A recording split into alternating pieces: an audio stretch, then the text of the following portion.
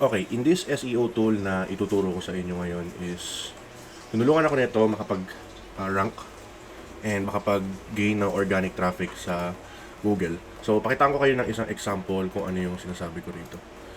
So, yung keywords is Yakult for cats. So, makikita nyo pang 1, 2, 3, 4, 5, 6, 7, 8, 9. So, ito yung ginawa kong content. And ang tool na ginamit ko rito is purely AI. Hindi ko inano to. Hindi ko binago, wala akong pinalitan. AI ang ginamit ko rito. So yan. Pero kung titingnan natin sa data, no, yung pages, ayun, dami niyang clicks, 646, and yung impression niya is 9,173. So isa yun sa mga case study na ginawa ko. So another thing, no, gamit AI lang, and wala akong binago, again, hindi ko pinailaman, is itong website nito. Kung makikita nyo, no, yung pattern kung paano tumataas yung organic traffic, yung clicks niya. And ngayon is puntahan natin kung ano ba itong AI na tinutukoy ko. So ito yung AI na sinasabi ko, it's SEO writing AI. So pag-usapan muna natin yung features. So generate original, high quality, long form content, create detailed listings 10 times faster, or optimize content for SEO to rank in search results, build content at lightning speed with the help of AI, use 20 pre-trained models affiliate content, view your documents as a list like Google Docs. So basically, ito yung mga features na kaya nang gawin. So ito, paano na itsura. Ayan, makikita nyo. So ito yung maganda dyan, SEO tool to optimize your content for first page rankings. So, may Amazon din. So by the way, pwede nyo itry, no, for free para makasunod. And in terms of pricing naman, dito tayo. So 0, pero kang libre up to 5 articles. So 5,000 words, humanized text, top quality AI images, auto citations. Starter, yan, nakikita nyo dyan. And itong professional. Ako ang gamit ko is itong professional, $79 per month to 50 articles dahil ginagamit namin ito sa agency ko. Yan. So, yun yung pricing niya, how did it work. So, pag get started nyo, click nyo lang yan, tapos ako lagi Google na lang ginagawa ko. So, punta tayo ngayon dito sa dashboard. So, ito yung makikita nyo. Pwede nyo i-connect yung ChatGPT nyo kung gusto nyo.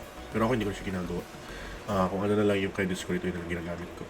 Makikita nyo rito, apat na generate, 240 generations. Ayan. So, kita ko kayo. So, click nyo itong one-click blog post. So, try natin to. Enter your main keyword. So, halimbawa, ang keyword natin is, ano ba maganda?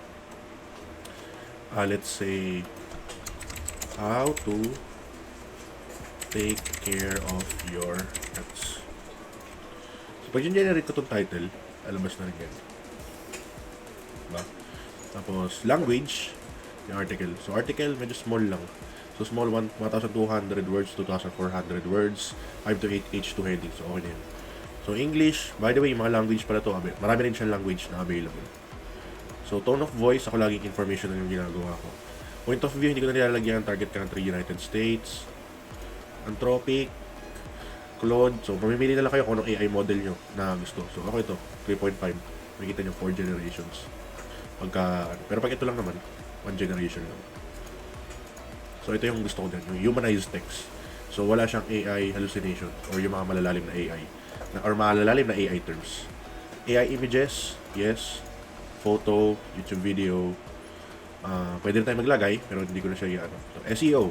Keywords to include in the text. If you do not provide the keywords, you will automatically generate relevant keywords. So, maganda to. May NLP na siya. So, click nyo lang. So, structure. Kung kumbaga gusto nyo introduction, no? Mga pagka binasa, pwede questions, statistical facts, quotation, anecdotal, story, or personal or emotion. So, conclusion, tables, yes natin yan, H-release, italics, quotes, key takes away, FAQ bold. So, yes natin yan lahat. So, ito maganda. External linking. External linking automatically integrates authoritative and relevant external links to your content while also allowing you to manually specify desired links. Automatic natin. 1 to 2 at the bottom. Okay. Connect to web. So basic web, ano lang, quickly finds thematic sources and uses them as factual basis for writing articles. So source links naman, ibig sabihin yan kapag gusto nyo makita kung saan galing yung link na yun or yung source kung saan nakinuha. So search source, ibig sabihin naman kung saan galing. No? So, pwedeng sa real-time search result o yung SERP or real-time news search or URL's preferences. Nasa inyo yun. So, deep web, Citations. Deep Web analyzes 100s of the most relevant websites with statistical data to create factual, accurate articles incorporating automated citations. So ito yung ginagawa ko para mas credible. At the end of sentence, include citation link, factual data. Yes ko yan. Ito, URL, link name. So outline editor, kapag ito, magic bag, click natin.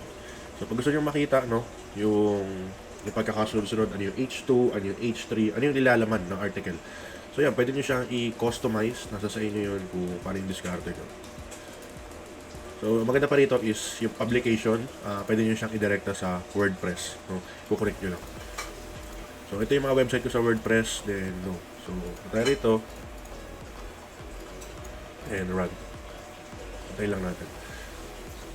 So habang inaantay natin, pakita ko sa inyo yung iba. So ito, bulk article generation. So ito, ibig sabihin, pwede kang mag-bulk article, let's say 10 or 20s nang sabay-sabay. Then, i-automate mo sila doon sa WordPress mo. Pero syempre, do it at your own risk dahil sa recent update ni Google. Okay? So, yan. Dito pa rin yung main keywords, yung title, pwede mo silang i-auto-generate. Then, sa Excel, yan, pwede mo rin i-import. So, ganoon pa rin yung settings, no? And, ayun, pwede mo rin i-connect sa web, then publication.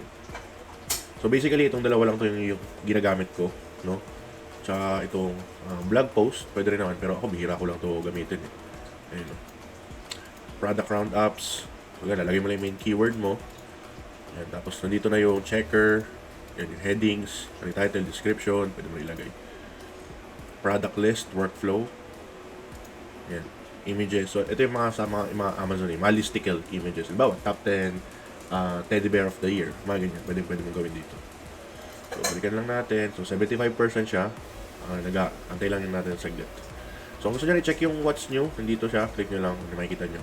So, quality, yan. Ito yung citation na sinasabi ko. So, roadmap, makikita nyo dito kung ano yung mga upcoming. Ayan. So, plan. Ayan. So, complete. So, feedback. Ayan. So, by the way, ilalagay ko na lang sa description yung URL kung gusto nyo siyang itry. So, again, may 5 kayong article na pwedeng gamitin para ma-explore yung tool na to.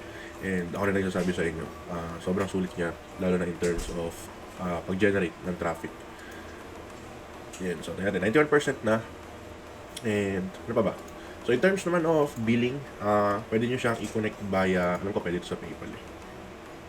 So tingnan lang natin yung card. Okay, pwede nga siya sa PayPal.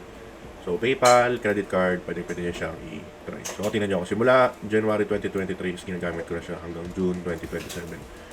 So, para sa akin, ito yung go-to tool pagdating sa paggawa ng mga articles. So, medyo, naglo-loading lang, tayo natin. Pero, check muna natin yung mga ibang ginawa ko ng mga nakaraang araw. So, halimbawa, how to become an SEO specialist, Tagalog. So, tinanay ko lang kung ano yung magiging impact niya sa Tagalog. Naka-upload na nga siya. Okay, gabay. So, kung gusto nyo mas maging meticuloso, no, pwede nyo namang i-double check, pwede nyo namang i-edit. Yan. So, maganda dito, meron na rin siyang meta tags. Kakopy nyo na lang pati meta description. Kung gusto nyo ulitin, click nyo lang yung repeat, wala namang cancel. So, makikita nyo, ito yung citation. Ayan. Ito yung takeaways. Ayan. Tapos, images nyo, hindi naman 100, pero pwede nyo ulitin yan. Ayan, nakikita nyo dyan. Tapos, ito yung sabi kong citation. No? Nandito yung mga kung saan galing yung ginawang content. Nakikita dyan. So, balikan na natin yung ginawa natin tapos na. So, ito yung ginawa natin, no? So, napaka-simple lang niya. Okay. So, ito yung images. Ayan. So, may YouTube. Okay. So, ito, may tables. Ayan. Nakikita nyo yung images. Okay. Ito yung naka-external link. So, may citation. Ang galing. So, may FAQ. Okay? Ito yung kung saan siya galing. Okay?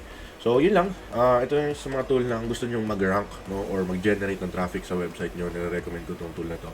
Again, gusto nyo i-try. Available siya doon sa baba, sa may description. Ilalagay ko na lang. And kung may katanungan kayo, comment nyo lang and sasagutin natin yan. So, kita-kits sa susunod na video.